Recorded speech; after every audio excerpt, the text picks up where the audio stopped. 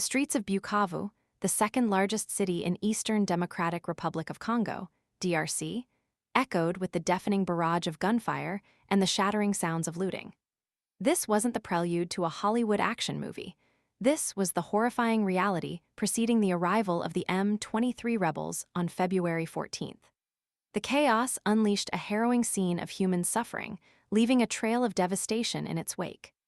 Patients within Bukavu's already strained hospitals, institutions perpetually grappling with limited resources, recounted tales of unimaginable brutality.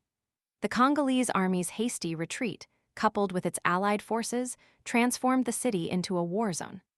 Amidst the pandemonium, civilians became collateral damage, suffering severe injuries as they desperately sought safety. The overwhelming influx of wounded overwhelmed the city's fragile medical infrastructure, pushing it to the brink of collapse. Hospitals, already under-resourced, were suddenly burdened with a surge of casualties, their capacity stretched to its absolute limit. Medical personnel, working tirelessly against insurmountable odds, fought valiantly to save lives, their efforts hampered by the sheer scale of the crisis. The scenes were a stark reminder of the fragility of life in a conflict zone, where basic healthcare becomes a privilege, not a right.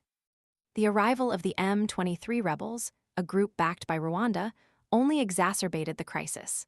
Their presence cast a long shadow over the city, intensifying the fear and uncertainty that gripped the population. The UN Human Rights Office delivered a damning indictment, accusing the M23 rebels of killing 3 children in Bukavu. These children, carrying weapons and wearing uniforms from an abandoned Congolese military camp, were reportedly executed after refusing to surrender their arms. The M23 vehemently denied these accusations, labeling them as propaganda orchestrated by the Congolese government. This stark contradiction highlights the complex web of accusations and counter-accusations that characterize the ongoing conflict.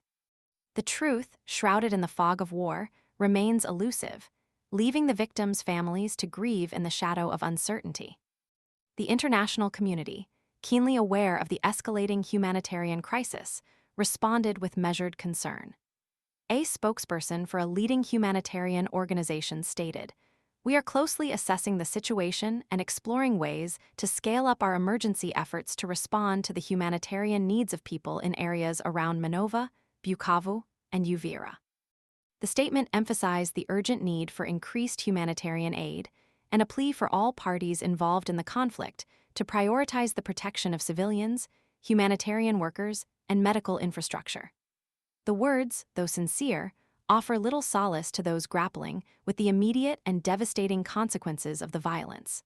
The slow and bureaucratic nature of international aid delivery further exacerbates the suffering of those caught in the crossfire. The M23 rebels represent the latest chapter in a long and bloody history of ethnic Tutsi-led insurgent groups operating within the resource-rich eastern DRC. Their emergence is inextricably linked to the aftermath of the 2003 peace deal, a supposed end to wars that claimed the lives of an estimated 6 million people, most succumbing to hunger and disease. The peace, however, proved to be a fragile illusion, a fleeting respite from the ongoing conflict. The M23s claim to be focused on eradicating fighters linked to the 1994 Rwandan genocide rings, hollow in the face of accusations from the Congolese government and multiple UN reports. These reports paint a picture of Rwanda using the M23 as a proxy, exploiting the region's rich mineral wealth, particularly coltan, a crucial component in the manufacturing of mobile phones and other electronic devices. The accusations highlight the darker side of global consumerism, where the pursuit of technological advancements fuels conflicts and perpetuates human suffering halfway across the world. The situation in Bukavu remains volatile, a powder keg primed for further escalation. This precarious state of affairs was underscored by a recent incident in which at least 13 people were killed and dozens more wounded in explosions during a mass rally organized by the M23 in the city center. The conflicting narratives surrounding this tragedy further highlight the chasm of mistrust between the warring factions. The M23 blamed the Congolese authorities, accusing them of orchestrating the attack. The Congolese army, in turn, accused Rwandan troops of firing rockets and grenades into the crowd.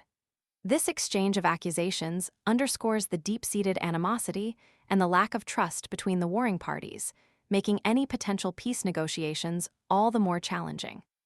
The continuing violence in Bukavu serves as a stark reminder of the devastating consequences of armed conflict. The human cost is immense, leaving a legacy of trauma, displacement, and immense suffering. The international community must act decisively and swiftly to address the root causes of this conflict, ensuring the protection of civilians and holding those responsible for the atrocities accountable. The future of Bukavu and the eastern DRC hangs precariously in the balance, a stark testament to the enduring fragility of peace in a region scarred by decades of violence. The stories of the injured, the displaced, and the bereaved serve as a poignant call for immediate action, a call to prevent further bloodshed and to build a more sustainable path towards peace and stability. The world cannot afford to remain silent in the face of such immense human suffering. The cries for help emanating from Bukavu demand a resounding and decisive response.